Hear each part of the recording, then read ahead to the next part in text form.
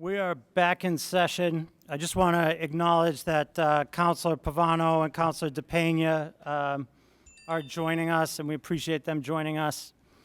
And I know that both candidates just had an opportunity to meet with some city officials, which we greatly appreciate. I want to take care of a couple of items of housekeeping before we begin with the formal interview, or just cover some of the ground rules. So the first is I just want to state on the record that I do know Ms. Paris, but I want to be very clear about this in this sense. I met Ms. Paris when she was a principal in the Boston Public Schools, and I was a city councilor. I took a tour of her school. I never worked directly with her. I had maybe 2 or 3 conversations with her over the course of my 6 years in the city council. Had not spoken or seen her in roughly 5 years when this process began. I would say at best that we were professional acquaintances, but I don't think, with the exception of the school tour, I've ever had a conversation prior to the beginning of this process with Ms. Paris that was longer than a minute. So I do want to just be very clear on that, on those pieces, and just make sure that they're on the record. Ms. Paris, a couple of ground rules here. We have a teacher here named Ms. Paris, so please don't be confused when we get there. Any relation? Yeah. I asked that question before. You're going to get an opportunity. We're just going to ask questions and go back and forth down the table, and we'll have everybody introduce themselves first, but you'll get 3 minutes to answer each question.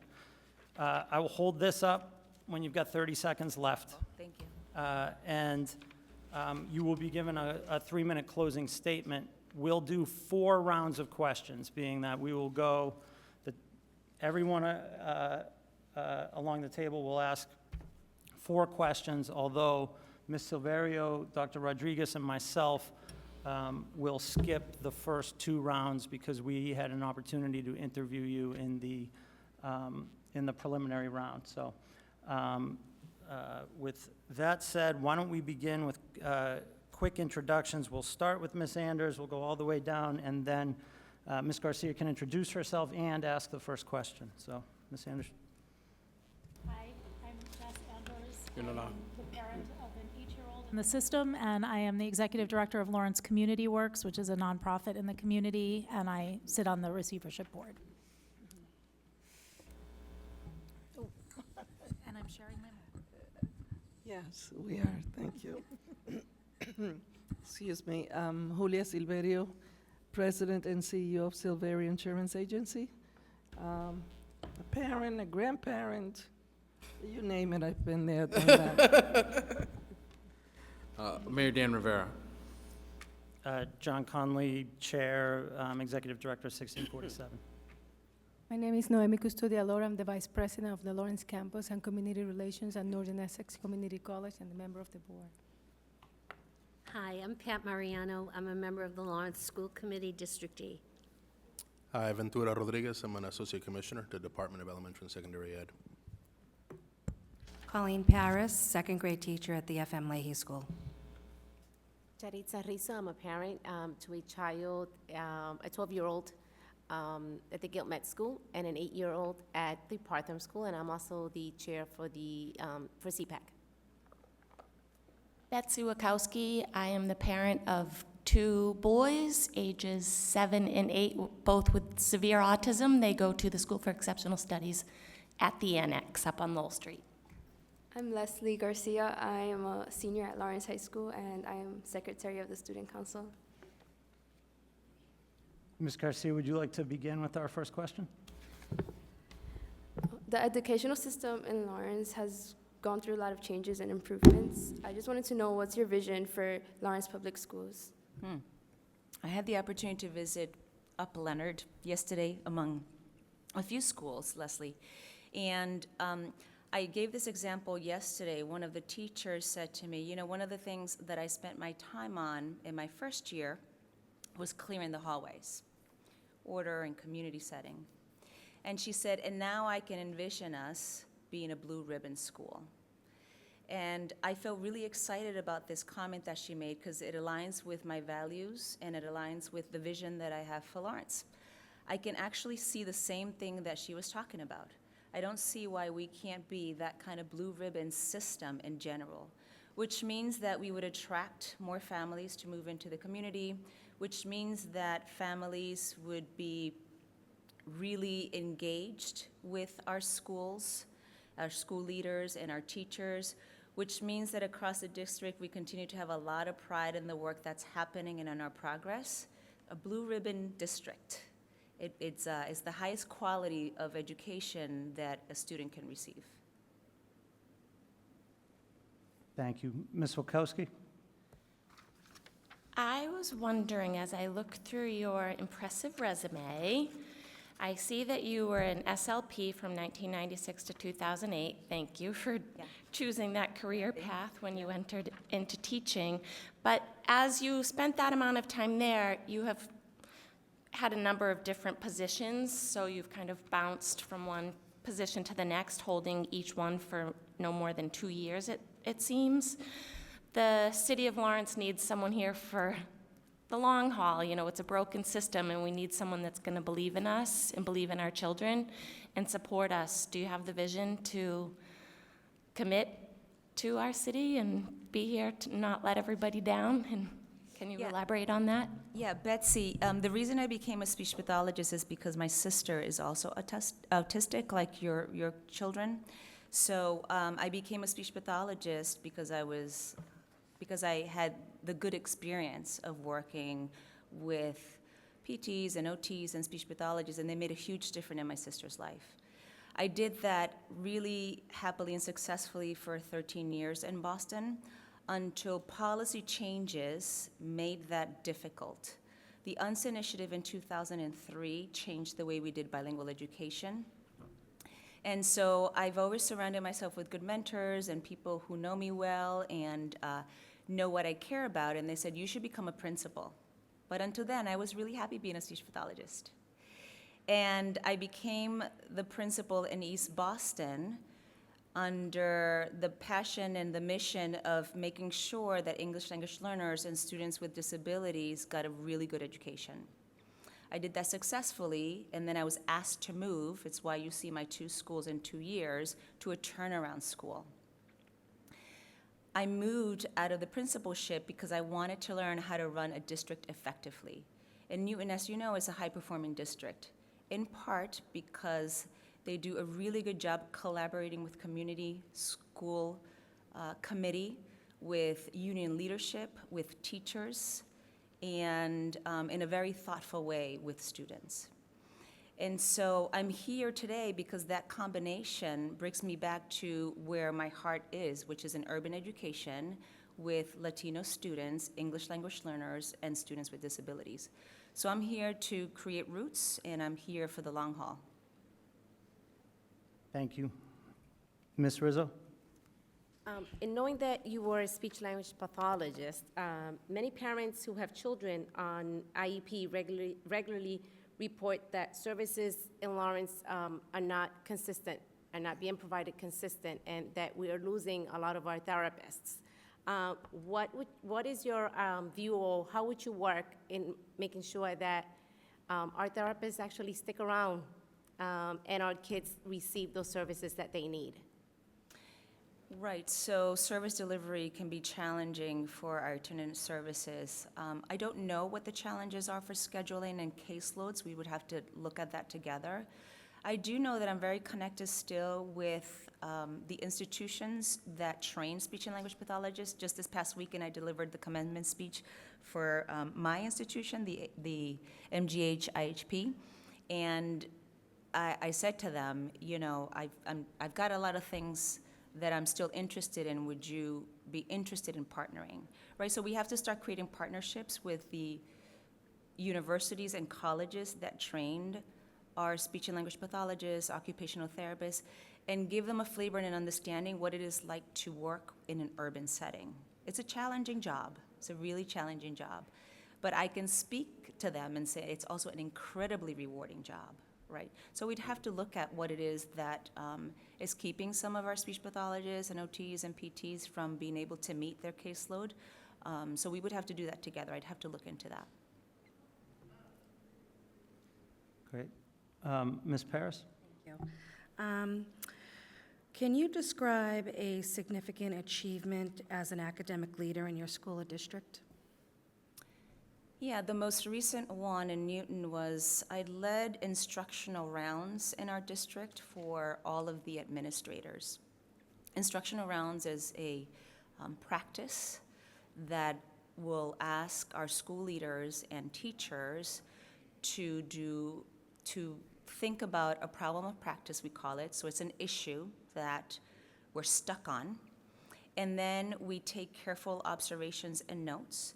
And then together we think about, here's what we've noticed about this challenge that we're stuck on. It was a district-wide event, which means including our assistant principals, our deans of head of school, so it's a really large group, I'm talking close to 200 of them, did school visits across the district and the levels. What that does, it helps us calibrate what we think good teaching and learning is. So that means every principal and every administrator who supervises and supports teachers has the same kind of lens of what we look at. Great. Ms. Mariano? Yes, hi, good afternoon. When we talk about our education system, we focus primarily on the pre-K to 12.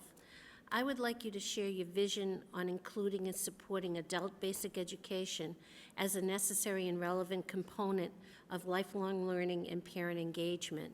Also, if you could share your professional and/or personal experience working with out-of-school youth and adult learners. My first experience with adult learners and school youth is in the ESL part of this. And so I feel like I've always done this throughout my professional career. Whether it has been I have taught a class to adults who are learning English as a second language, or youth ages 18 to 21 or so. And so my interest in that is the obvious. It's the same one that I have for pre-K to 12, which is, strengthening their ability to communicate in the language that they're navigating in our country.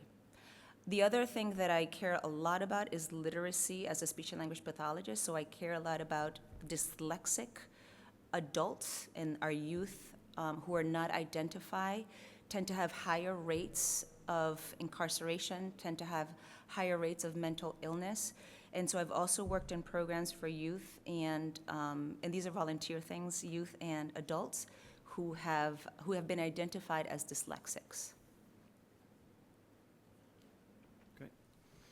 Dr. Custodio-Laura? Yes, hi.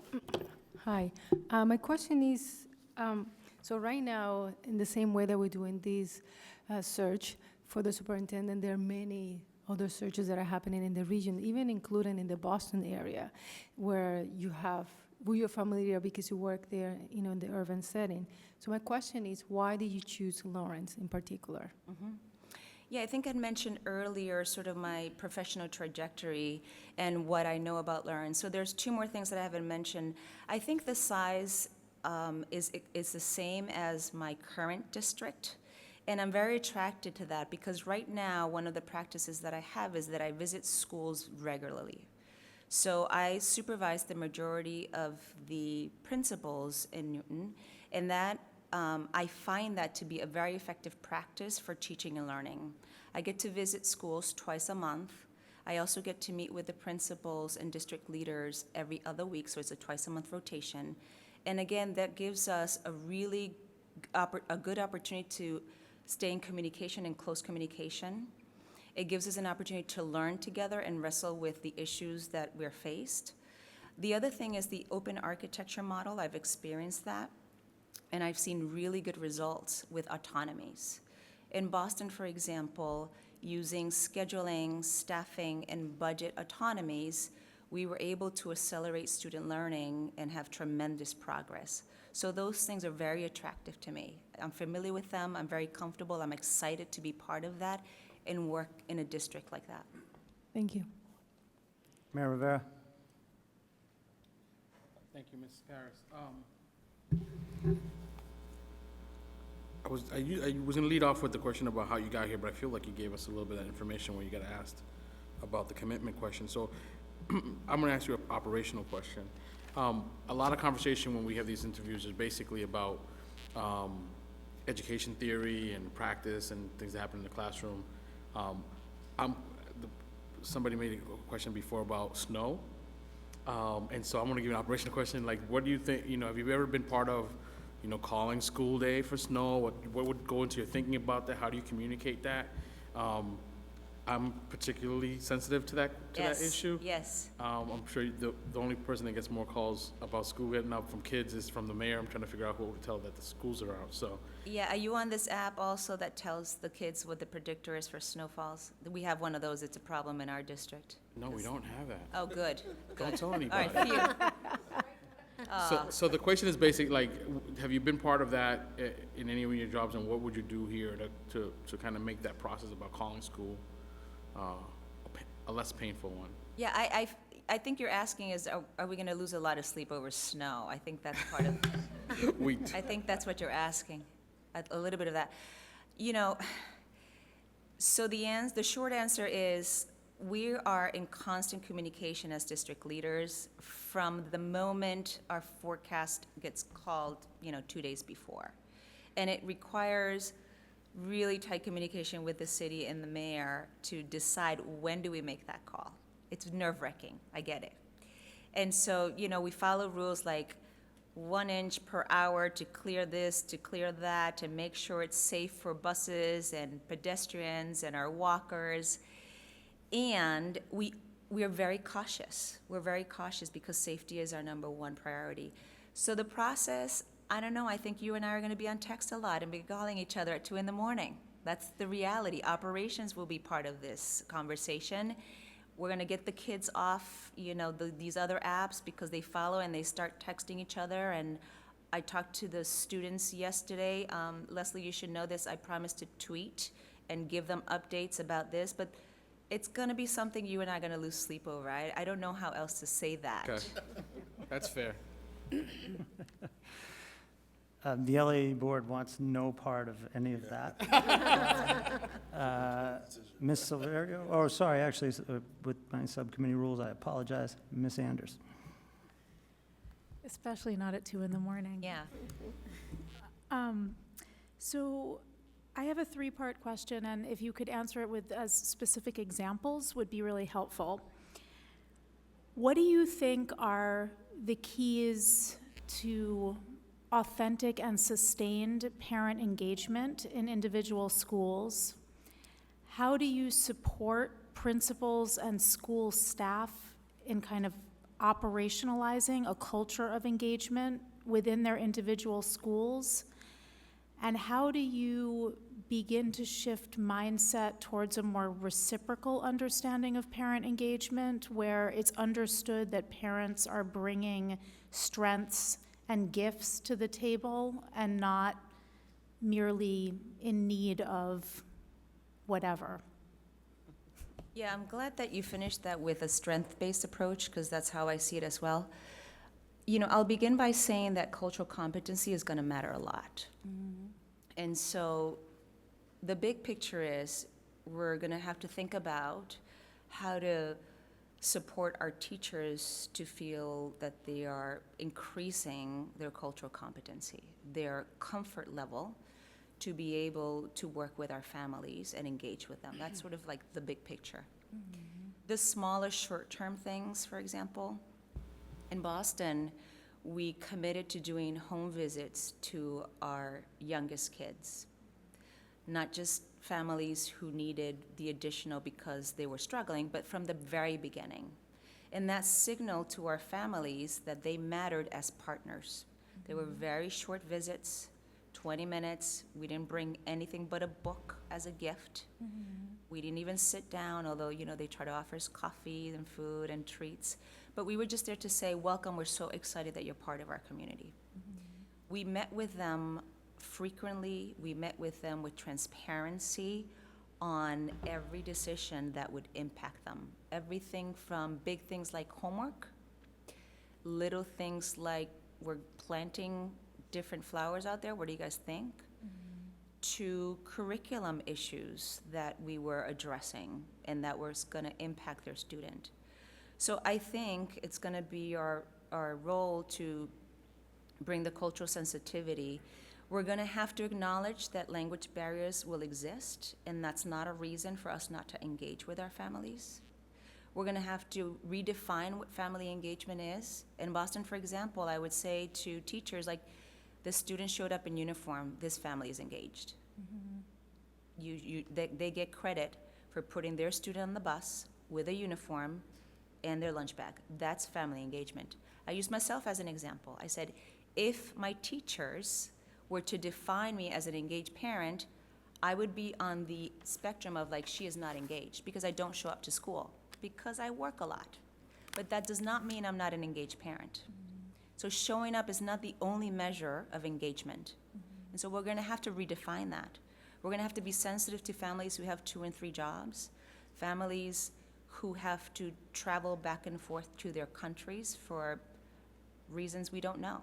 So we're gonna have to redefine that a little bit more and be sensitive to those cultural differences.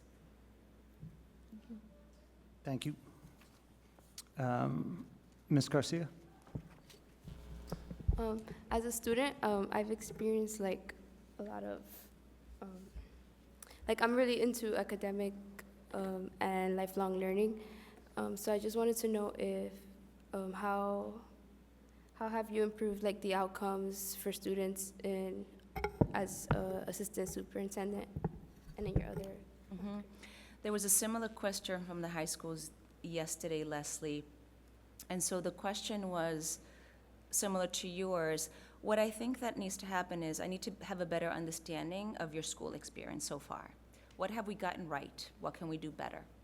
What I know is that the experience that you have had so far should include everything from rigorous academics to your social emotional well-being, and to you being tapped into your creativity, your arts, your athleticism, your poetry, whatever it is that's driving you. So we have to ensure that we're tapping into each of our students' like soul and core. I don't know what that is, but we have to give students the range of experiences in the short amount of time that you're with us. You're only with us for a really tiny time of your entire life. And you have to leave us really curious. You have to leave us from Lawrence probably saying, I learned this in my trajectory here, and I want to know more, because I've been sparked. And so I'm going to have to learn that. I'm going to have to learn what is it that your experience has been so far. Ms. Wachowski? My next question is about firefighting. Last week, we had a child at my boys' school who managed to make his way out of the schoolhouse and was found blocks away sometime later, a nonverbal autistic child. Last year, one of the schoolhouses caught fire because of the old heating system. So what is an example that you've had to firefight and get the masses together and solve an immediate danger and risk to students, and what was the outcome? An emergency crisis of safety threat, you're asking? Yes. Yeah, okay. This was a water pipe break. And while I don't think anybody was gonna drown, but there was the danger of, it was dangerous. So the school principal calls, and our protocol in my district is anything happens, you don't do it alone. So that's sort of the first messaging that needs to happen. You know, we're partners in anything that happens, good and bad. And so this principal calls me, and my job in this role is to mobilize resources quickly, because I was not in the vicinity of this school building, but I know who is. So I think establishing really clear communication protocols and guidelines, And knowing the role of each of our team members is my role, because I'm not going to be there. There's a high likelihood that I'm not going to personally be there. I will get there, but there's going to be other people who can be extremely helpful in a crisis. And so my job is to deploy resources and to manage that and to communicate with others. Here's what happened in this building. We've got this. Here's the timeline of it. Here's how it affected us. Here's how we're going to recover from that. That's going to be my role. Ms. Rizzo? So the district had recently implemented an inclusion program for our children with disabilities. What are your views regarding inclusion? And how would you assure parents that this model is implemented in a correct way that would benefit not only the child with the disability, but your typical student? Yeah. My district is a full inclusion district and has been for many years. So I've seen it in a very successful way. Here's two things that work really well as an implementation in a pilot stage, or even when you're sort of deviating and experimenting. You're right about the parent piece. It is critical to educate parents on what inclusion looks like, feels like, smells like, the entire experience. I'll give you the example of a co-taught classroom. We have co-taught model as well, which is part of our inclusion. And we recently had a classroom where we didn't do such a good job of identifying the students who would be in the co-taught. Sometimes we think we get it right. We didn't. What this cost was that we had students who were dysregulated way more often that we could manage in this co-taught. And parents were very upset about this because this is not the model that we had promised them. So we met with families and the school leader and as a district to give this classroom and school additional supports, and then to ensure families that we would get this right, and we did. It took us a little while, but we did. So I think this communication of like when we're trying something, whether we're piloting it or we have it fully fledged and there's kinks in it, because sometimes our students need more than we anticipated, that we course correct as quickly as possible, and that we're very transparent with families. In this case, you know, out of the 8 students that we had in the co-taught, 2 of them were not a good match, right? And so then it was our responsibility to support those 2 students, not to undo it, not to move kids, but to support those 2 kids in this model that we were committed to. We have to do additional training for our staff because teachers can only be as successful as the support we provide, and we also have to do that with our school leaders. Thank you. Ms. Paris? Thank you. What do you think the most important first steps a superintendent should take in a new district? You know, my job is going to be to gain the trust and confidence of you all. I'm going to have to work really hard for you first to get to know me and to gain your trust and confidence. And so that means that I'm going to work at establishing individual relationships with you all. The board is really important for me to do that, school committee, our elected officials, our organizations, our school leaders and teachers, parents, and kids. I spend a lot of time in classrooms and in buildings doing that. I spend a lot of time with union leadership building trust and confidence, because there's going to be a lot of decisions that we make that are going to be very challenging. And we can only do that if I've gained your trust and confidence. So that's going to be how I spend a lot of my time initially. Ms. Mariano? Yes, thank you. Our school system has been working on a standards-based report card. How would you assess the district's readiness to implement such a move, and how would you prepare families for this change? And also, as an additional question, what are your thoughts about performance-based assessments, and where do you think they could be used effectively? Pat, I got this question last night from a teacher. I don't know enough about our readiness level, but I do know that it has to include families. I feel like this is a very complex issue for us to do without the collaboration and the voice and input of families. Because ultimately, we are going to be sort of sharing how students are learning with families. So it has to make a lot of sense for families. I would almost backtrack and say, let's start with the family and seeing what they think about that, and absolutely work with the teachers and school leaders of understanding the benefits of this. So this is gonna require committees and lots of meetings and lots of discussion around the benefits, the pros and cons of a system like this. Progress measuring was your second question, Pat? Yes, performance-based assessments. What do you think about those, and how can they be used effectively? Yeah, I think in the middle and high schools, this has a lot of value. I've seen a lot of value in formative data, and those teachers also make a lot more sense of. So for example, I know that in Lawrence, we use the Achievement Network, which gives teachers the opportunity to benchmark their students every 6 weeks or so. I find that really valuable to accelerate student achievement.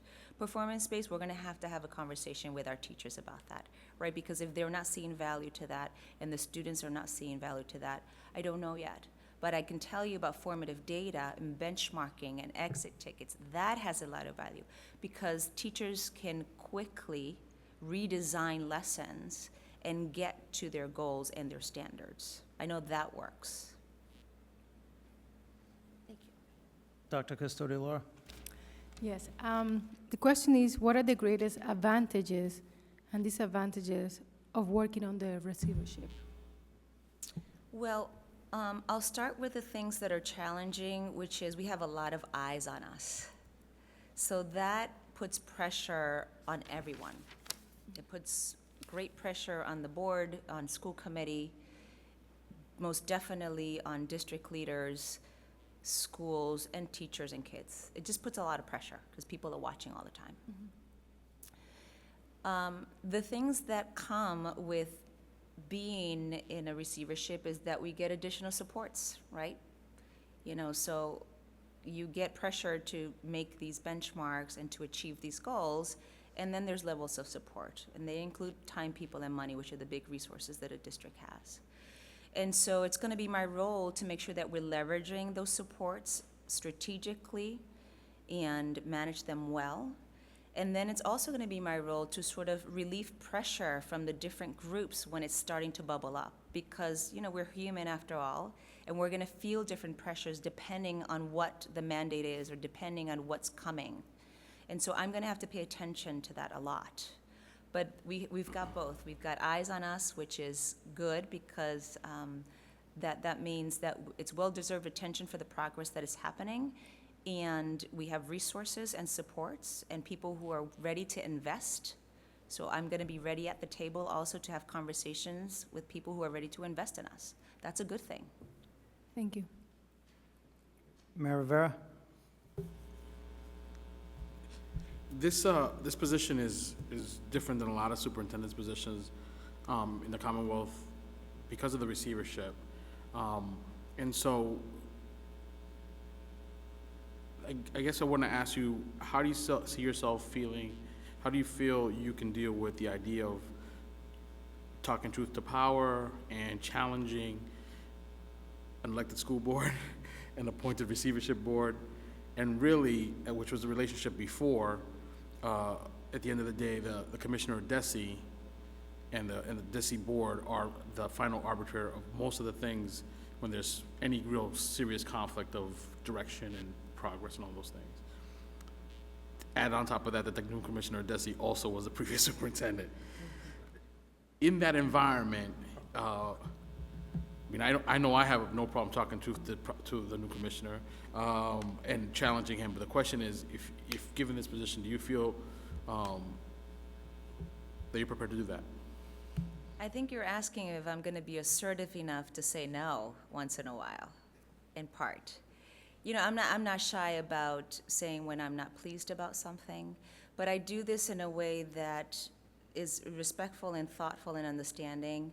And so you're right to name the fact that this is quite the unique district. I think I shared this with other groups yesterday. I couldn't find another district like this in Massachusetts. The challenge is further for me, how do I work with a appointed board by the state, an elected school committee, and district leadership and community? That's gonna be fun. You know, I think that my job is gonna be to connect the dots, to make sure that we get on the same page pretty quickly. But again, I'm gonna have to gain your trust and confidence, and when I say no, and you say no to me, we're going to have to come to consensus and find common ground on things. So I don't know what that's gonna look like yet. I'm not shy about it.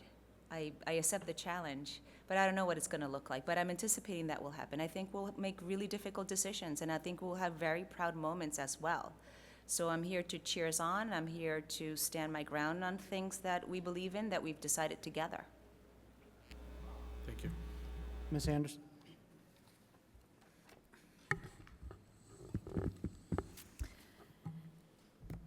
So I'm sure your experience has already taught you that you're going to be navigating a lot of situations that are very challenging, partly because there are competing and equally valid priorities and interests. And I'll give you an example of something that I think came up at the community forum last night, right? You may have a situation in which you have a large number of high school students that would like to see a broader sex ed curriculum implemented in the high school. And at the same time, you may have, as you yourself recognized in that moment, a community of faith-based, very faith-involved parents who are going to have deep reservations about that.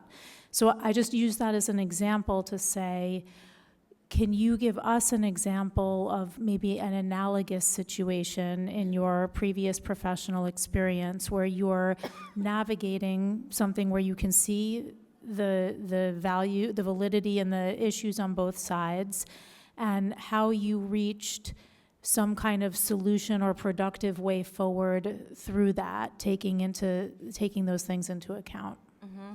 Yeah, this is the example of homework in East Boston, where my families were predominantly from Colombia.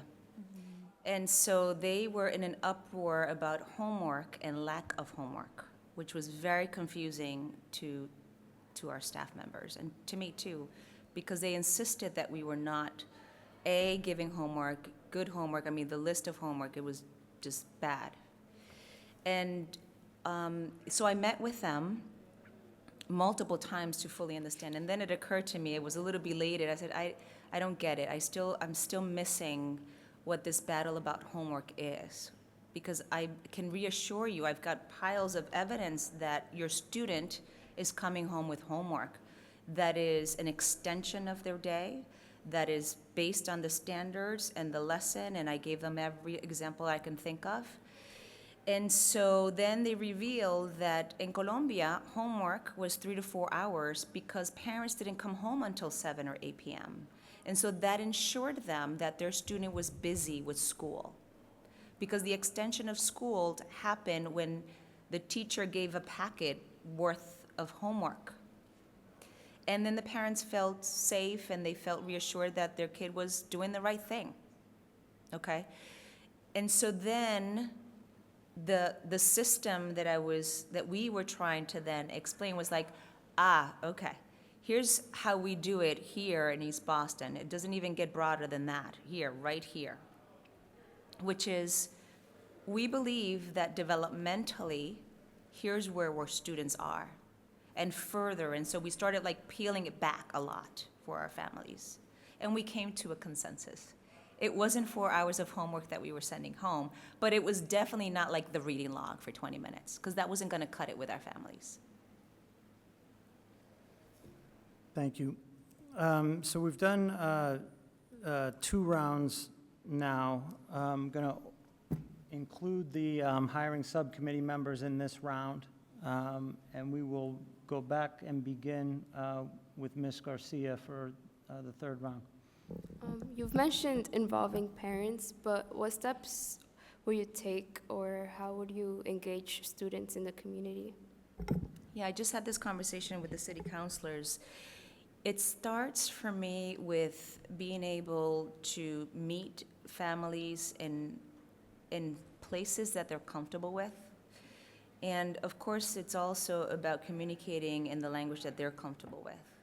So I think this is a starting point for families to engage them and hear what their concerns are, what their experiences have been, what they're really proud of.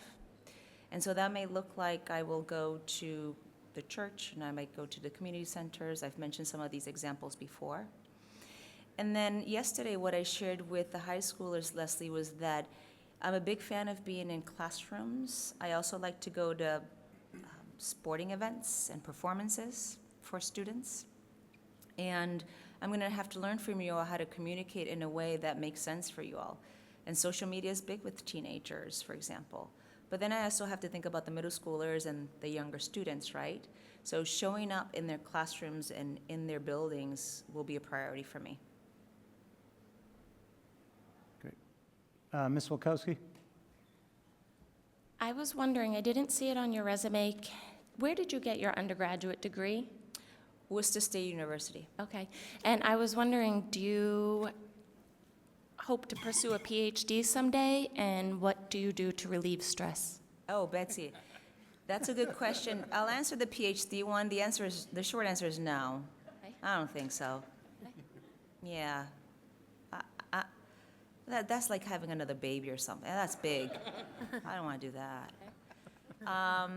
So I'm an early riser, and I didn't want to tell Mayor Rivera this, but I really, I would take the morning shift. He should take the night shift if that's his thing in terms of the snow calls. Because I'm happy to get up at 3 in the morning, but I like to go to bed early.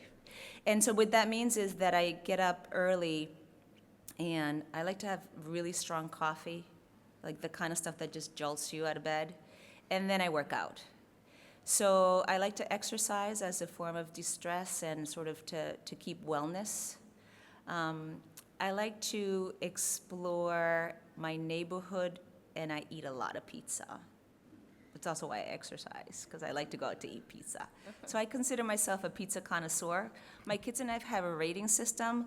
It's crust, sauce, and toppings. So we play this game. Let's just go find more pizza and rate it. That's what we do for fun. So how do you rate Santarpio's in East Boston? It's pretty good. It's in the top 5. But you want to know what number 1 is? Yes. Yes. Frank Pepe's. Do you know Frank Pepe's? Connecticut? No. Yeah, it is the Connecticut-based one. Yeah, you know your pizza too. Yeah, a little bit. I know. Thank you. All right, Ms. Wilkowski, you win best question. Thank you. Far and away. We'll all concede. Ms. Rizzo? So Lawrence has a large number of Spanish-speaking. Somos Latinos, ¿verdad? But we have a sort of an issue that has come up in CPAC, and it's that a lot of parents do not receive proper translation when they're at their IEP meetings. And how would you work in making sure that parents are involved and actually being translated what's being presented to them in order for them to make better choices and decisions regarding their children's education? Yeah, you're saying the actual IEP when it comes back and during a meeting. During meetings. Yep. And the actual Yep. IEP. Yeah. Yeah, I'm sorry to hear that, first of all. Yeah, I think we can do better. This might be an issue of capacity. We haven't quite gotten up to the capacity given the scale of the need of how many Spanish-speaking families we have. I'm guessing we have other languages as well that we could do better in, but specifically in Spanish. And so this is something that when I toured central office, there are people there working really hard on this right now. And it'll have to be tighter communication between our ETFs, or evaluation team facilitators in the district, with central office staff and saying, here's the calendar for the month, or here's the calendar for the week. We're going to need support in this interpreting meeting, right? And then we're gonna have to have some sort of I'm imagining this, some sort of master calendar that helps us deploy the right interpreters and supports to each of those meetings and organize ourselves a little bit better. This might be an organization issue. I don't know, Yaritza, yet. I don't know. And it's just something that we're gonna have to pay attention to, because I can't imagine having our families not understand such sensitive and highly personal information about your student in a language you don't know. Ms. Paris? Thank you.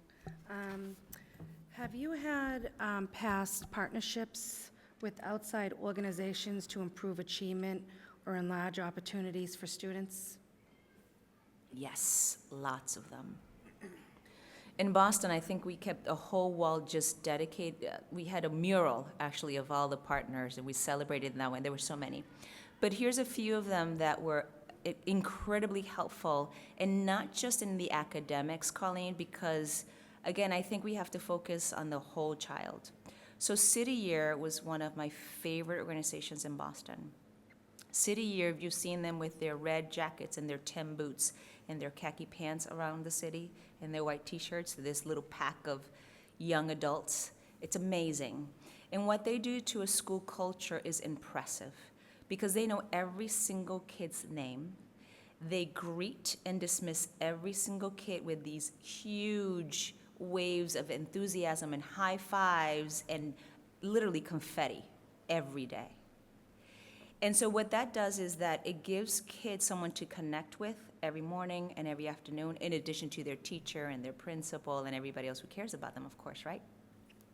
They also supported our literacy initiatives. This is an example of what City Year can do in an organization.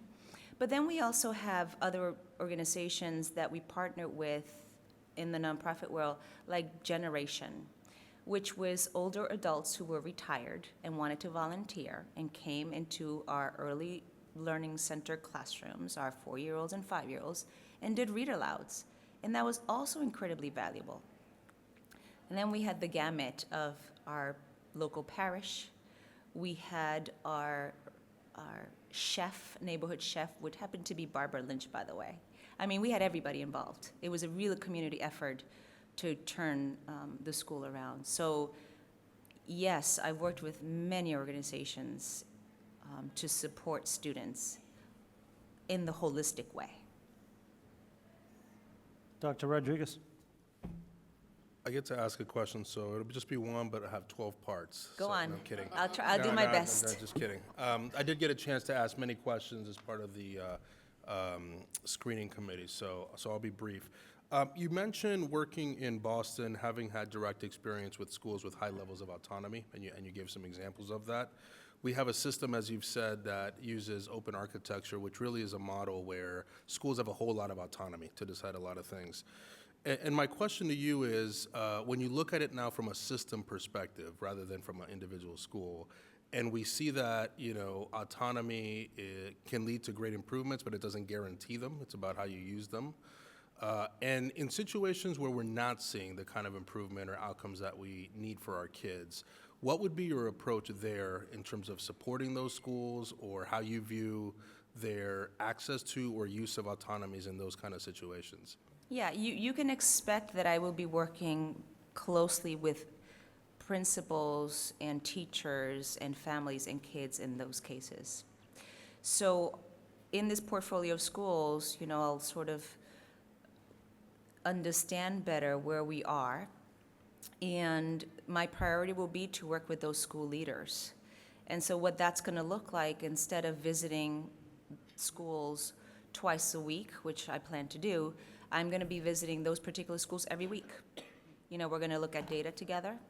We're going to meet with teachers, their teacher leader teams together, and we're going to tweak whatever plan they have, whatever supports they need, and redeploy resources to them.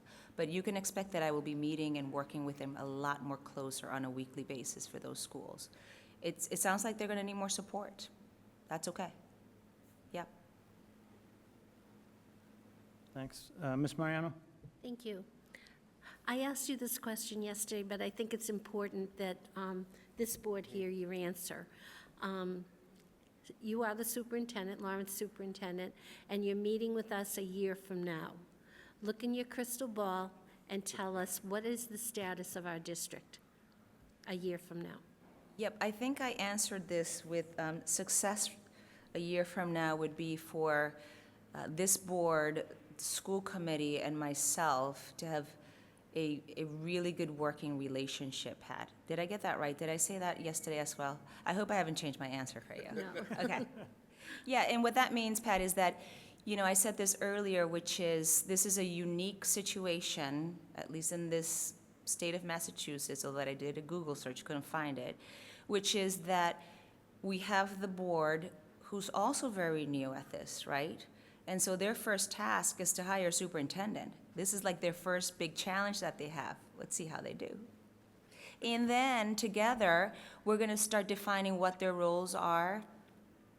We're going to start thinking about how we form and norm and storm all those good stages of teams, and how we loop in school committee and how we go back and forth on issues that we care about. And then I have to work with central office team and school leaders and teachers to resolve some of these issues. But success means that I have been able to bridge gaps between school committee, the board, and myself and my team. That's going to be success for me. Dr. Custodial-Laura?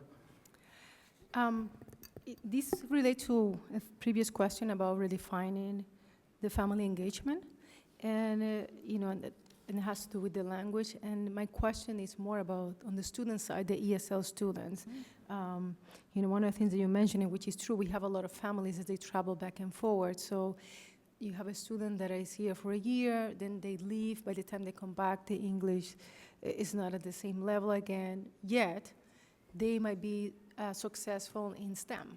So the question is, how do you, well, there's a couple of questions. Number one is, what is your experience working with those students, you know, the recent immigrants that are weak in the English area? And what strategies have you used or you will use, if you haven't had that experience, to ensure that those kids don't lag behind and they can graduate at the same time as their peers? Yeah, quite the complex. I mentioned this yesterday, I haven't yet here, but I'm that kid. My parents moved from New York to Puerto Rico back and forth many, many times. So before I got to high school, I had 10 schools. And so that's challenging, being back and forth in two different systems, one semester reading in English, starting to learn numbers in Spanish. I still count in Spanish, by the way. And I also mentioned that part of the challenge that I have is in my writing, for example. So I'm a satisfactory writer, and I surround myself with good editors to help me because my Spanish is influencing my writing. And then the other thing I told the teachers yesterday is that sometimes my TH is sloppy. It becomes a D because in Spanish we don't have THs, you know this? And that's also going to be the case for our students who are back and forth from one system to another one. But that does not mean they're not going to be successful. We know this too. So we're going to have to be vigilant. We're going to have to think about how do we re-engage them every single time. I just visited the international school downstairs today. They're a happy bunch. I got to see their projects today. They were doing this video. Wait, what was this video on? But they were narrating it in English. They weren't shy at all. I was surprised. And guess what? They have the highest attendance. I said, well, why? They're actually quite happy to be back and to be here and engaged. So we're getting it right, at least downstairs. Was it downstairs? Yeah, thank you. And so we're going to have to learn from those practices, because the fact that they're the highest attendance as high schoolers says something about what we're doing. I heard from Mr. Acosta, I think I got that right. Yeah, okay, good. That one of the things that keeps them coming, even on snow days, he says, on snow days, they're here. I said, why? He says, because they're very connected to the teachers and each other. So we're doing something right. So I'm going to have to learn more about that, but I was very curious to understand how that was happening already. And then I also understand that we just moved them this year to this building because we've been thinking about how to give them access to the community at large, and they can walk and have access. That's a good move. I don't know what else we're going to need to do, but I do know we can do it. I'm an example of that, and we have to extend that to other students who are the younger, not just our high schoolers, but the high schoolers are more the kids that we're paying attention to in this specific program that I visited today. Thank you. So I know you were the principal at the Guild in East Boston, and then the Blackstone in the South End of Boston, the Blackstone, which was in turnaround. And I would be curious, what was different and what was the same about those two experiences? You know, what do you take when you look at both of them, and sort of differences and similarities? And was it the same student population, same circumstances? Obviously, one in turnaround would indicate one school, you know, had not done well prior, but just as a principal, how do you view two different schools that you led? Yeah, so the Guild was a traditional school, which meant no additional anything, nothing. No time, no money, no people. And the demographics of the Guild in East Boston were Central and South American. I knew nothing about those communities. I'm Puerto Rican. I know Santo Domingo because I've had more exposure, and Puerto Rico in terms of my Latina-ness. I knew nothing about Central and South America. It was a steep learning curve, and boy, did they school me. So I'm thankful for them. And I gave you the example of homework. So the communities that migrate from Central and South America have a very different trajectory to get to us. And their values, not unlike Santo Domingo and Puerto Rico, are different just a little bit. There were many, many stories that families from El Salvador and Guatemala told me that were just wrenching. They were unbelievable to get here. Those families, in my experience, tended to take roots and not be as transient, because to get back to Central and South America was a little harder. So that's what I learned in East Boston, and that was very different from my community in the South End, where my students were from Puerto Rico, Dominican Republic, and some from Cuba, which have easier access back and forth. So I had a lot of attendance issues in the South End as a result. And so we had to learn how to accommodate that, including this acceleration that we're doing here in Lawrence. But that presents a different set of challenges for our school community and a system, being able to have access back and forth. It also supported our families, because there were a lot of crises that families were having, and the network of support was back home, and it was just a 4-hour plane ride, right? So I learned those two things. The other big difference was on this issue of a traditional school, where the work that the teachers and I had to do consisted mostly of curriculum work, because we added. And so that was one way of accelerating our English language learners. But we didn't have to deal with the transient back and forth, so we bought time in that way. At the Blackstone, we needed everything to accelerate student learning and to keep them on track, because our students would be gone for a month, 3 months, come back, live in a different neighborhood, then we had transportation issues. So we had to accommodate them in a different setting. Those were the biggest learnings that I had from the Central South American communities and then the Caribbean Latino communities. Great, thank you. Mayor Rivera?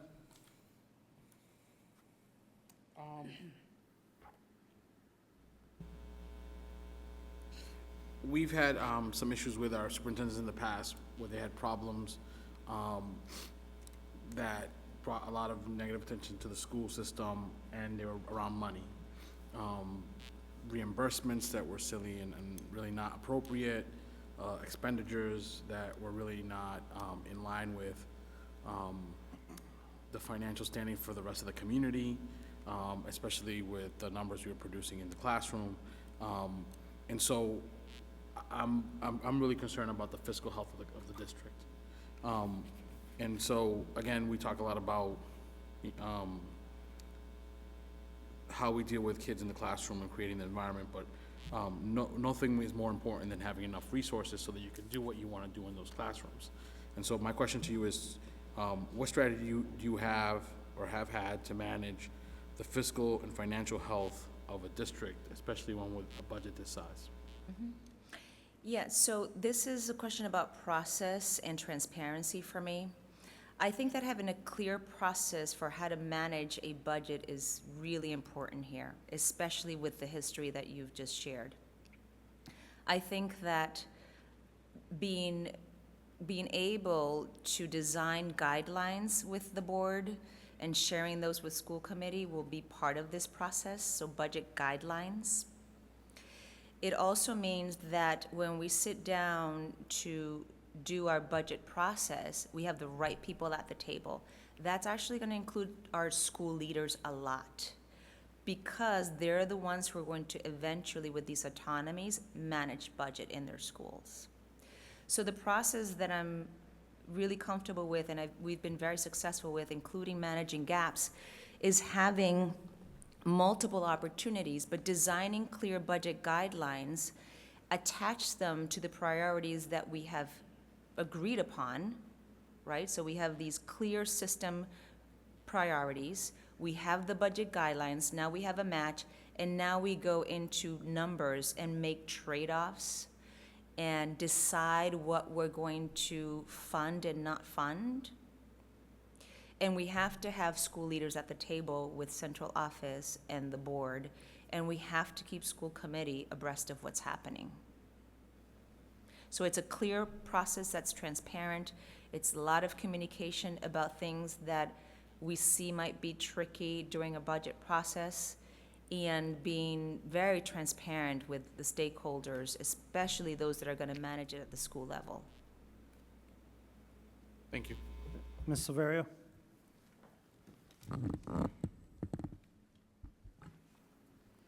Thank you.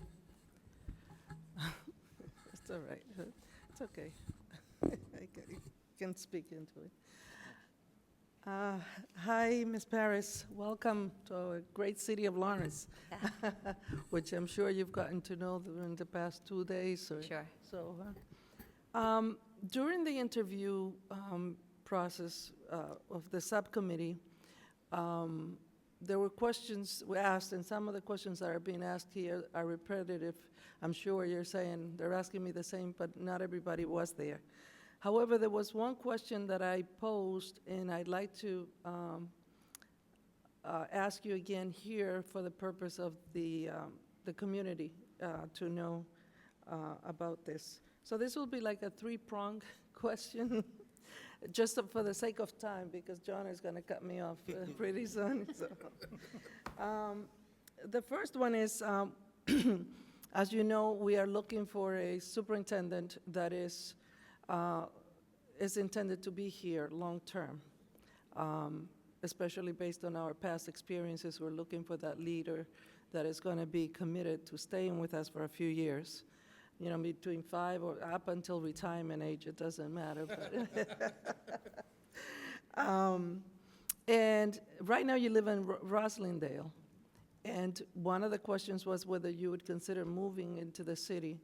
And you had some concerns about that because of school and all of that. So my question is, if you still feel the same way about having to relocate, whether our school system would be good enough for you to put your children in. So that's the second one.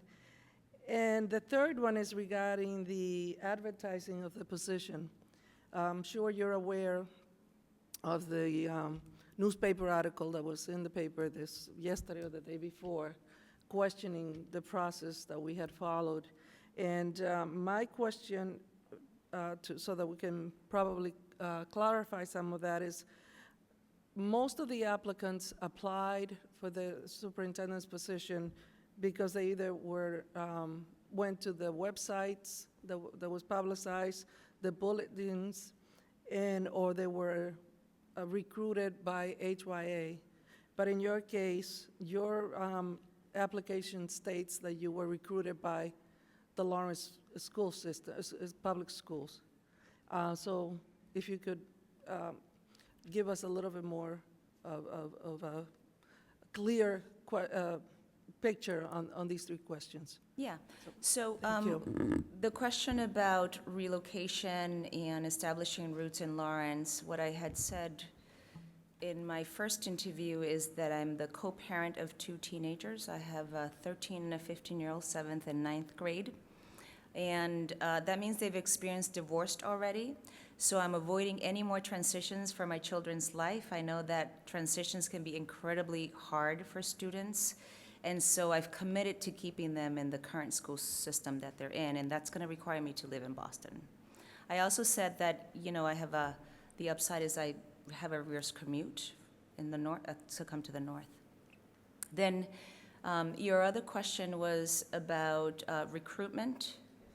And so I think I mentioned Lawrence Public Schools because I actually know a few educators that are here, including assistant principals and a couple of teachers who said, I think you should think about this. It took me a long while to sort of commit to applying also. So if you look at when I submitted my application, because I have been really happy in my current position. And I think about when I start a job and I commit to a community and I want to be able to see things through. And I couldn't pass this opportunity up because I understood sort of the conditions that existed, and that's exciting for me, having experienced it. I also was excited about the demographics of the community, which I'm very familiar with and I relate to. So those are the reasons that I applied, and the timeline and who and why. Great. Thank you. Ms. Anderson? Sure. So, having grown up in the Massachusetts system, you know that MCAS is king here in terms of how we evaluate student progress and performance. And I think, no one would dispute that we need to have an objective measure by which we can, understand how our students are progressing. But I'm wondering kind of what you think about how you balance spending time preparing for students to do better on the MCAS or to do well on the MCAS against perhaps more longer-term educational development strategies that might not manifest in a year or so, but build critical thinking skills for the long term, or address the social and emotional needs of students, which are equally important in the learning process. And especially if you could answer that thinking about tying it to what you said earlier about this is a district under receivership and we're under pressure, right? And the pressure is about seeing results, and the results are often narrowly viewed in the form of the test scores. Mm-hmm. So how do we balance those different priorities for our students? Yeah, this question came also in my high school focus group yesterday, and they're feeling that, right? They were asking about all academics is not that much fun, and what else can be put in place for us. We talked about the importance of the academics and the rigor, and we also talked about this tension and this balance in the other extracurriculars, which we've started to do here, right? So they also talked about the performing arts as a big one and a big push in this turnaround plan, which they were very happy about. The parents talked about that last night. I think you were there. They were like, we want to continue to have that. So who are we going to reach out to as partners and universities to help us extend and sustain that, right? So it's not just the funding piece. I agree with you on the overall wellness. That's something that I care about a lot. I think we have to establish positive school cultures for kids to feel good and connected. It's the same answer I had for you earlier about family engagement. That's one way of having a measure long-term. So I can envision us saying that, an area of success for us in a few years will be increased family engagement, and how we measure that, I don't know yet, but we're going to have to think about that together. Another aspect would be for kids to feel connected. And connectedness is kind of a tricky thing to measure. But in my district, we do that a lot, and we do it in bite sizes. We do surveys for our youngest kids in 3rd grade, and we ask very specific questions like, tell us who in this building knows you. Like, that's a way of measuring overall wellness and the joy factors that we want kids to feel when they come to a school building, right? We want kids to be hopping and skipping and saying, just like the international students here are not missing any snow days and days they come, like, I want to know, how is that happening? So we're going to have to look at those practices and pockets of success that we already have right now to measure, to get other measures on the table other than summative data like MCAS. For sure, we're going to pay attention to that, right? But that's just one little thing in the overall portfolio of our district success.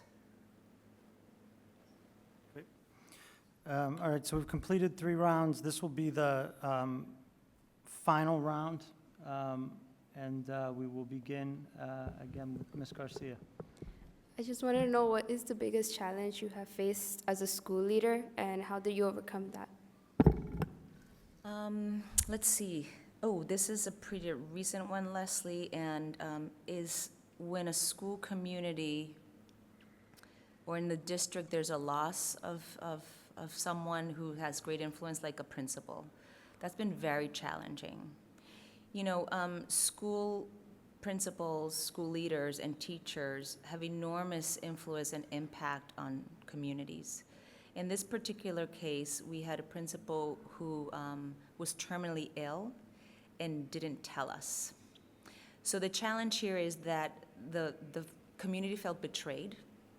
And so this is an example of being able to have boundaries as a professional, but at the same time understanding that people in leadership positions have a greater influence. And so what happened, Leslie, is this principal didn't tell us that she was terminally ill, and she passed away. And so people were shocked, because it turns out that there was maybe 1 or 2 people who knew about that, so that created a culture of like distrust, and there's an in crowd and this kind of crowd.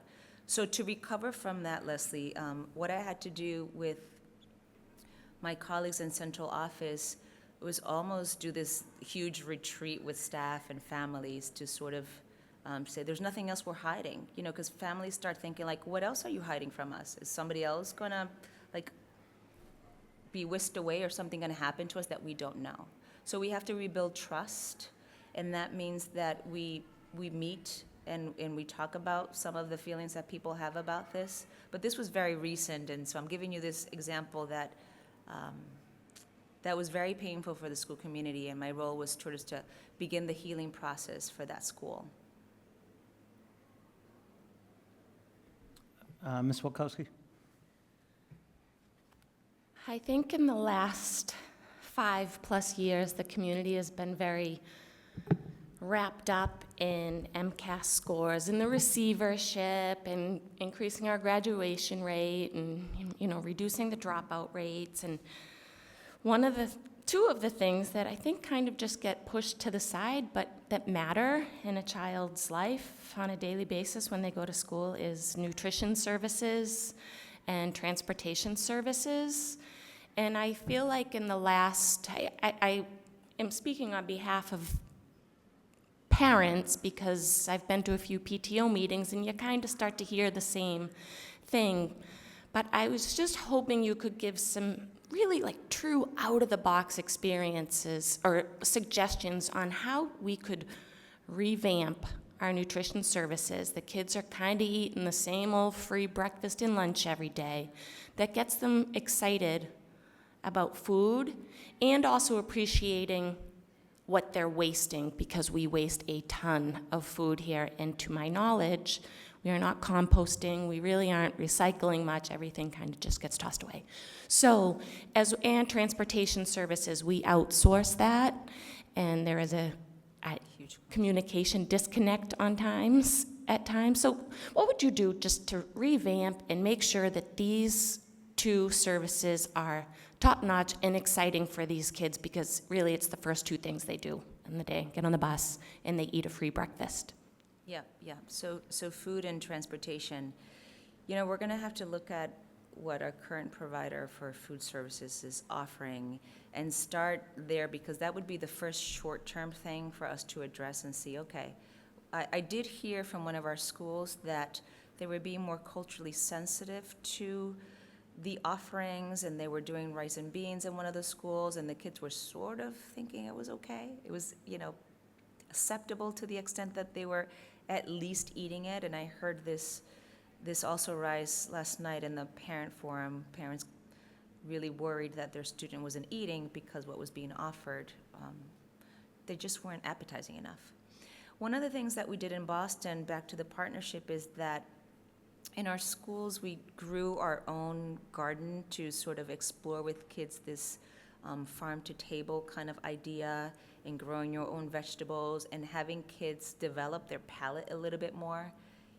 My teenagers are very picky, Betsy, okay? I told you it's pizza and pizza. So they would never touch school lunches, by the way, okay? And so they would starve, and they do.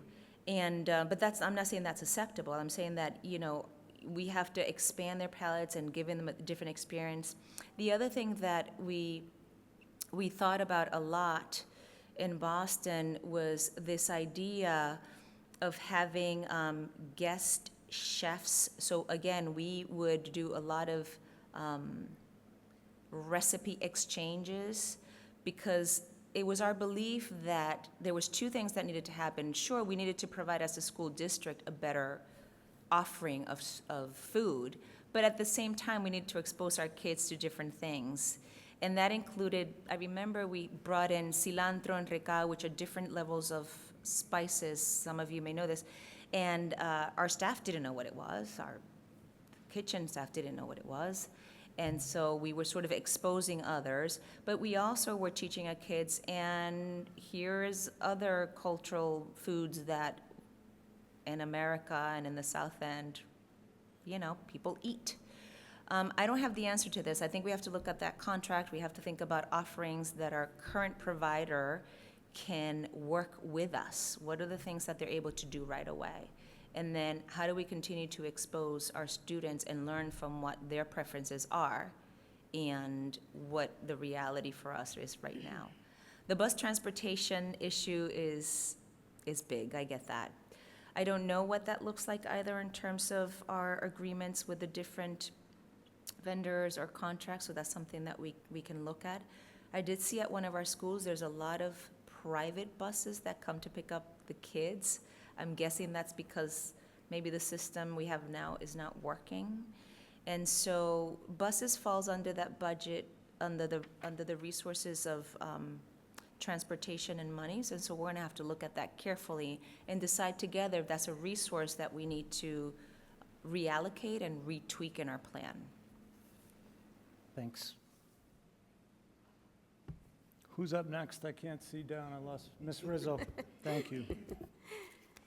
In working on the receivership, how would you establish a working relationship with the school committee members? And this is in thinking in long-term, when the board is no longer. Yeah. And you're working with the community and the school committee. Yeah. It's the same approach for the board as the school committee, which is getting to know them individually. I said to them yesterday that I believe school committee members can be incredibly helpful to a superintendent to understand the different issues and concerns of their district. And so they can be eyes and ears of the superintendent and share with me, look, here's what I heard from families in this district. And they can be very helpful giving me feedback. And so we're going to have to work together with the board to raise these concerns and put our heads together. But I think they're going to be incredibly helpful. So I have to be in close communication with them. I have to be able to share with them things that are working well and not so well, and highlight things that we're really proud of, and troubleshoot things with them, because they've got access to the community that much quicker than I'm going to have. So I'm going to have to work with them on that. Ms. Paris? Thank you. What do you consider to be an effective use of the evaluation process? What examples would you offer for effective evaluation process of teachers and administrators that actually work to improve performance and motivate teachers and administrators? In my district, we use it as a tool. So for us, it's kind of the starting point of a conversation to say, here's what I'd like to get better at. Here's how these are the 3 things that I want you to give me feedback on. And so we use it as the starting point to set some goals. It gives me direction as to what you want to get better at. And then in the end, it's about reflecting. So it's not like I got you, you didn't do it, right? It's one kind of point in your year. In my district, we value mistakes a lot, and we get that teaching and learning is a process, that you do a lot of experimenting, but that you course correct very quickly also. You know, that you use your benchmarks, that you use your formative data, and that you're going to be comfortable telling me, I tried this, it didn't work so much. I'm like, okay, let's try again, or let's do this differently, right? So we should feel comfortable saying, here are my goals, this is how I want to get better, and I want to help you get better. Dr. Rodriguez? Great. You mentioned earlier that cultural competence is going to be really important. You mentioned that as an ingredient and talked about what I inferred to be relationships and really getting to know, teachers, getting to know students, and vice versa, different stakeholders. Can you talk in a little more, maybe specific terms around what would be your plan or approach to both assessing and then coming up with, I guess, an explicit strategy and plan to increase cultural competence of staff? Yeah. So in my district right now, we're in our 3rd year of race and achievement, what we call series. And so we started with common reading and had conversations about race and identity. So most of the educators in my district are white, and we got really comfortable with saying that, because you're white, we would say, and getting their biases out on the table. Really small things that they're unconscious bias. So we also made a safe space to have these conversations. And we did everything initially from, videos that they could watch, to common readings, to small workshops. So we mapped it out. We said, in year 1, we're just going to start identifying, look, you're white and I'm not. Here are the students in front of you who are not. We then started uncovering biases, and we talked about that really openly in a safe space where there's no shaming, no blaming. We're just talking about the reality of us. We are now in year 3, where we can talk about microaggressions and what that looks like. Here's an example of one. This is a middle school teacher who says to a black girl, oh, I like your hair, and she touches her braids, right? This is a microaggression for this middle schooler who believes that if she was white and blonde, nobody would be approaching her to touch her hair. And so the teacher's not aware of this, right? She's like, I would have never touched her hair had I known this would have affected her, right? There's another example of a high schooler that a teacher was incredibly brave to bring up, which was on the students' earrings. They were big hoop earrings, and the teacher made a comment about that. That was very upsetting to the student. So we've worked a lot and very systematically and designed a plan to talk about race and achievement in our district, and I see us doing that here as well. Good. Ms. Mariano? Okay, we're going to mix it up a little bit. If we were to speak to an acquaintance or acquaintances of yours, what would they say your strengths are as well as your weaknesses? And on the flip side, what do you consider your strengths and weaknesses? Yeah, they would say, the first thing they would say is I'm very goal-oriented. On the personal side, so this is back to Betsy's question about what do you do for fun. So I told you I get up pretty early to exercise. And so I'm always coming up like this new goal. You want to hear my new goal right now?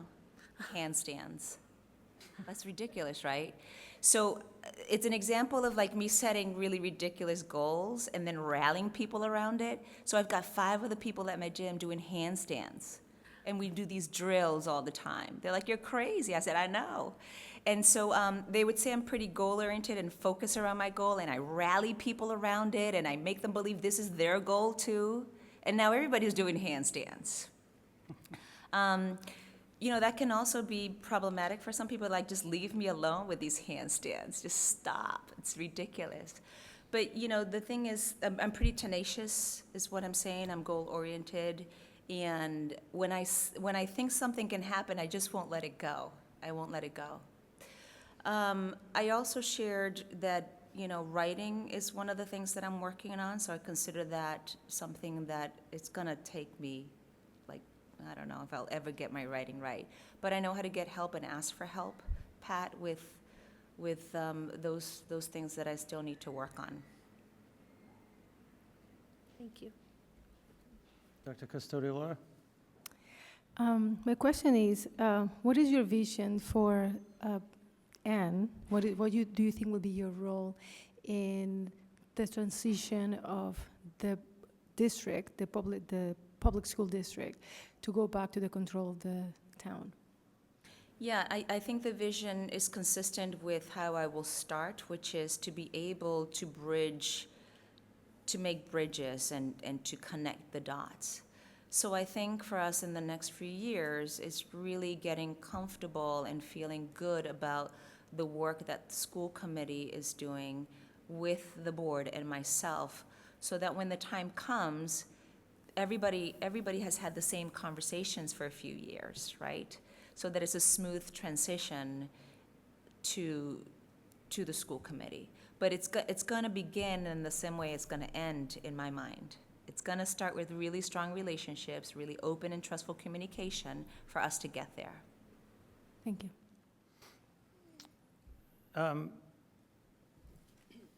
I asked Dr. Ruffin this earlier, and I'm just trying to think how to phrase it exactly here.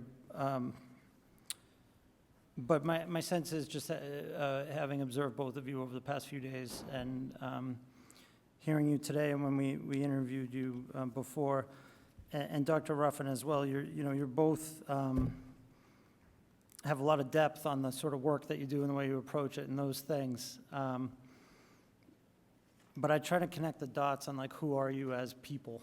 And so I take pieces that I've heard in the answers today. You went back and forth a lot from New York City and Puerto Rico. Your sister is autistic. You described yourself as an English language learner and writing issues. And I'm sort of wondering, how did that all connect to becoming a speech and language pathologist? And how do sort of all of those things connect to then the rest of your career trajectory? How does it all fit together? Mm-hmm. So the speech pathologist was so it's based on my experiences. I think that my professional career has shaped up, and the first one being a very personal and intimate family one, where my sister needing lots of support and us experiencing what support looks like and the benefits that a family and a child gets from that. And I said, I want to do that. I want to be able to impact, like, at the kid level. Like, I saw that, I'm like, that's what I want to do. I started there. I started with the micro. Like, I want to do that kid by kid. And when I did that in Boston, it was incredibly satisfying because I could see results. I knew that I could design a lesson plan and deliver it, work with individual and small groups. I could work with the teachers. I saw the power of collaboration really early on also. I got invited to the preschool and kindergarten classrooms to do read-alouds, to do articulation work, and immediately I was hooked on collaboration. I'm like, this is even better. I don't have to do it alone. And so that experience, first of like individual kids, then group, then collaborating with the teacher, and then working in bigger teams along the way in my career keep reminding me that I'm better when I have goals with a team and a group of people. It's why the people who knew me said, you need to be a principal, because you get this energy and you get your mindset around a goal with others and you rally them. I didn't think it was a good idea at the time. I said that, I've said this before, because I was afraid of the challenge. I was like, this is just a bad idea. But then I experienced it and I was like energized. Like I wake up and I think about it and I won't let it go. And then my experience just only satisfied that curiosity when I became a principal, because having that many more smarter people than me in the room and rallying against the same mission and seeing that come true energizes me. And so that's been my experience at the district right now. Like, we get around a goal, we struggle around it, and it's happening, it's gonna happen. Like, once it's in I tell people it's like a movie, my vision. I know how the story ends, it's a happy ending, I can see it. I'm not letting it go, it's gonna happen. It's the same, I'm telling you, if you saw my text messages, Pat, about this handstand thing, they think I'm crazy.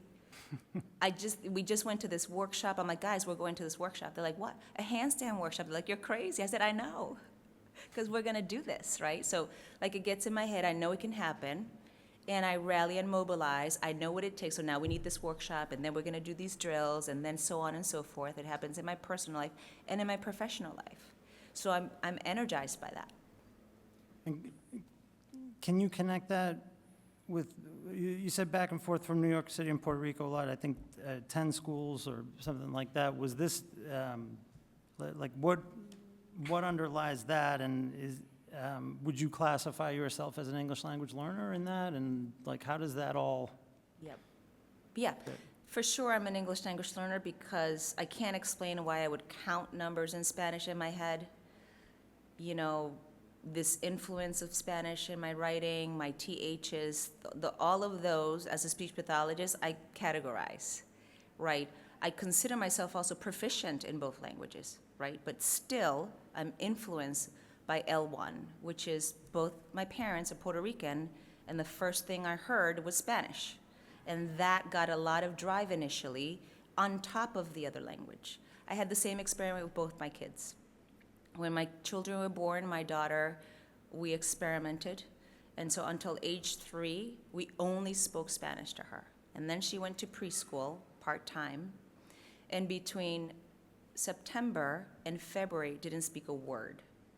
Teacher was very concerned about this. And in February, they were doing an activity, and the teacher says, you're not gonna believe this, but Mia just said that my mother doesn't speak English.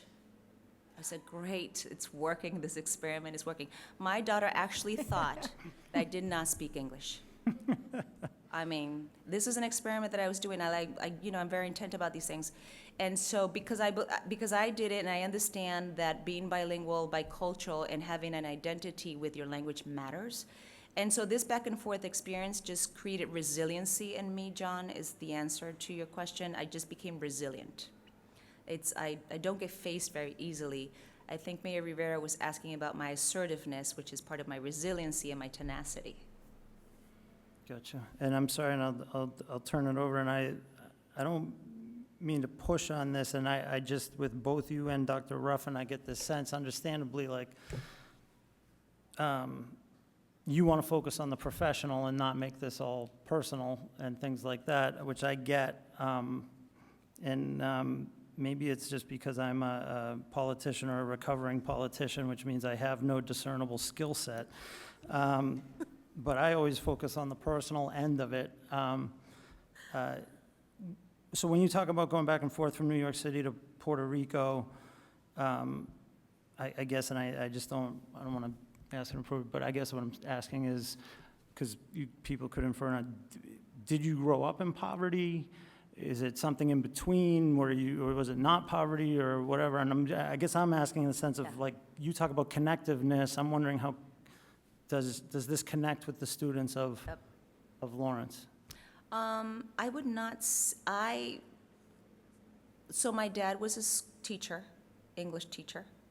And my mother was a high school dropout, and then she returned back to college well after we were grown-ups.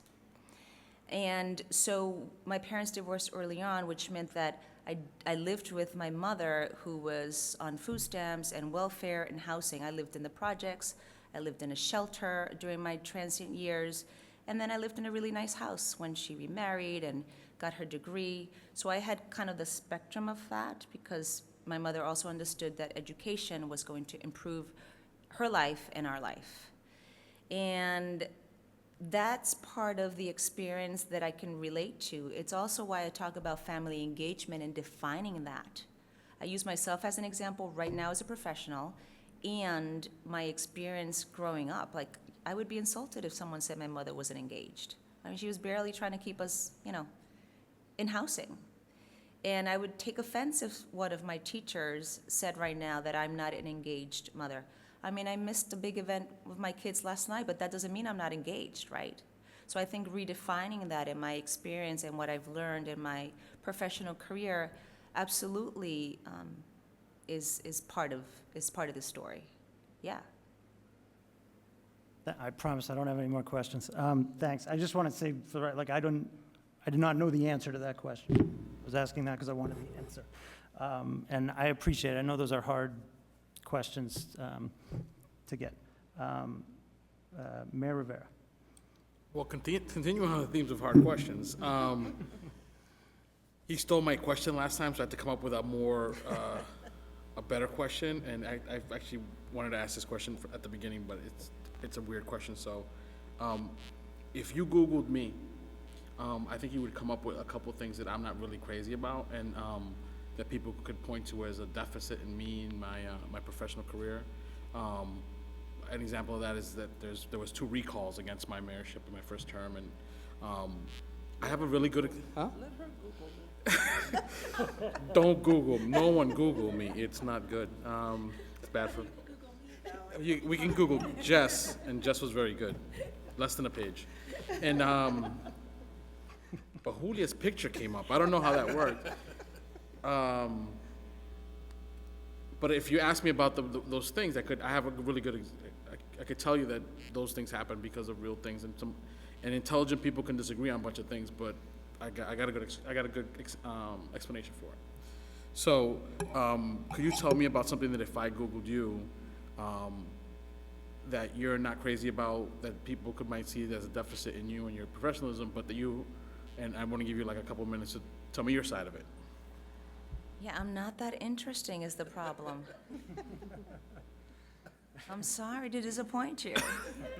Boring. I mean, I already told you guys earlier, you're just gonna find that. Now, if the question was like, if I looked at your credit card receipt, how many Amazon Prime shipments you have and how many times you go out to eat pizza, now that's embarrassing. That's really embarrassing. You're not gonna find anything. You're just not. I'm that boring in my professional and social life. That's the honest truth. Do you want to follow up? I guess the follow-up to that would be, have you done something in the district that might have caused dissonance to the point where people are just generally displeased with you? And what that was, and what's your side of it? The first year that I was a district leader, I did a survey with my principals. I just did one too. Our data people are like summarizing it. And out of the 15 principals that I supervised, 2 of them says, "You're not that helpful." I said, "Oh, okay." And 2 of them were senior principals, meaning they've been at the job for a long time. And they told me why I wasn't like that helpful to them. They were right. It was more on this context of the district, and because they had so much more experience doing the job, they told me how I could. And so then the question I always have is like, well, how can I be helpful next time, right? This is sort of an internal thing. You're not going to find that online. Did it create upset people? I don't think so. I'm just telling you in earnest that is one measure of people not being happy with my work. right? Like when I survey my principals every year about my effectiveness as a district leader, they're pretty honest with me. But you're not going to find that on Google. Thank you. Ms. Silverio? Thank you. I have like a two-part question here for you, Ms. Paris. And one of them is for you to share with us how you would connect with students. I understand the legal ramifications and everything else that goes along with touching or hugging a student or even certain things that you might say. But a lot of the students in this district like to be addressed, like to be recognized, especially by people in superior positions, just to feel that they're known. So I'd like for you to tell us a little bit as to how you would address that. And the other one is about guidance counselors. This is something that did even during the interview did not come up, the other interviews that we did, but it's something very important because what we're finding or what we're being told is that a lot of the counselors are so disengaged that by the time they, or sometimes try to put students down by telling them that they will not go to college, that they're not college material, and so forth and so on. How would you deal with situations like that, and what type of a plan would you bring to help us improve that so that the kids get motivated at an early stage before, so to motivate them to continue on to higher education? Yeah. The first question about connecting with kids, I mean, I think, so yesterday, I gave a lot of high five to the high schoolers. And so I think that's a pretty safe and reasonable way of acknowledging something really quick with older kids, younger kids too. The younger kids just give you this football tackle and just grab you. And you just do one of these, you're like, okay. But it's very sweet, you know this, they just come at you. And so there's a way to respond that. You sort of like give them a little pat and let them go, that kind of thing. And there's in East Boston, my teachers called all the kids lovies. So everybody was a lovey. It was kind of sweet. So, and just being with them in the classrooms is going to be something they become very familiar with, and that becomes less of a like, oh, she's here, right? So the more they see you, the less they have the desire to just like tackle you with this big football hug because they get enough of you. I think it's when you don't see them for a long time or they think you're some, guest appearance person that comes once in a while, that becomes a novelty for them. The question about guidance counselors, another thing that we can think about is providing mentors for our students. So thinking about who else do we partner with that can serve and give kids counter narratives and give them visions about what their future is going to look like. To put the pressure and the whole responsibility on a guidance counselor is a lot. But it sounds like we're going to have to do some training and work with our guidance counselors as well, right? Because you can't be rejected by the school person that is assigned to you either. And there's got to be other people who are also connecting with students, not just the guidance counselor, and outside people.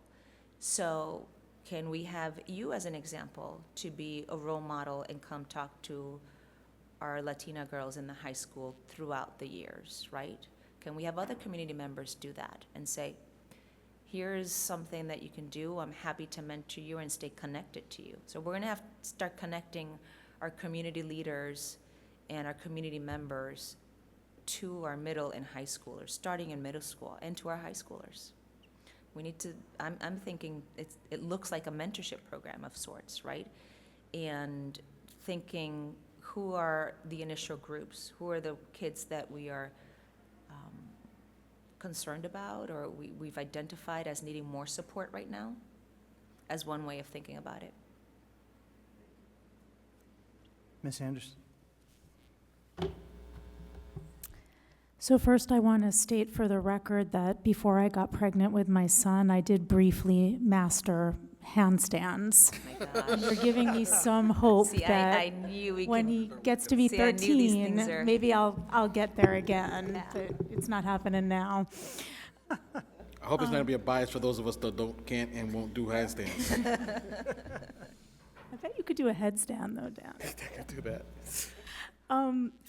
So my question has to sort of springs from some of the work that I've been involved in over the past 4, 5, 6 years with the schools that my organization's been involved in, and that is that there's many of us in the city who kind of believe in this two-generation approach to helping students, right? Of course, it's about what happens in the school during the school day, but a lot of what, shapes a student's outcomes and attitudes and abilities is happening outside of the school, in the family or in the community, and that our parents have amazing strengths, but also are navigating lots of challenges when they come here. So, we've been involved in some work with the fabulous staff of the Family Resource Center in Lawrence Public Schools to have a kind of a coaching model with parents that helps connect them to financial coaching, English classes, employment training, and actual job placement and collaboration with employers around this.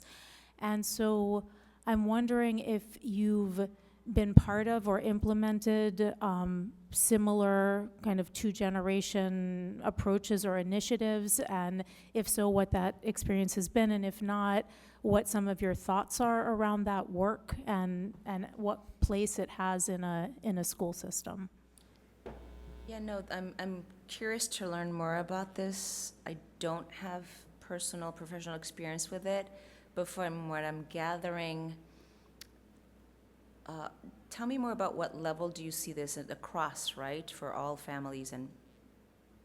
Yeah, I mean, the idea is that we're trying to support family economic stability because that's going to support, if parents have stable housing and stable employment and career pathways, that those have been shown through lots of studies to kind of create better life outcomes and academic outcomes for kids. So we're working, I would say some of that focus is more concentrated on students who are entering the system because those are a lot of the families that come through the Family Resource Center, but the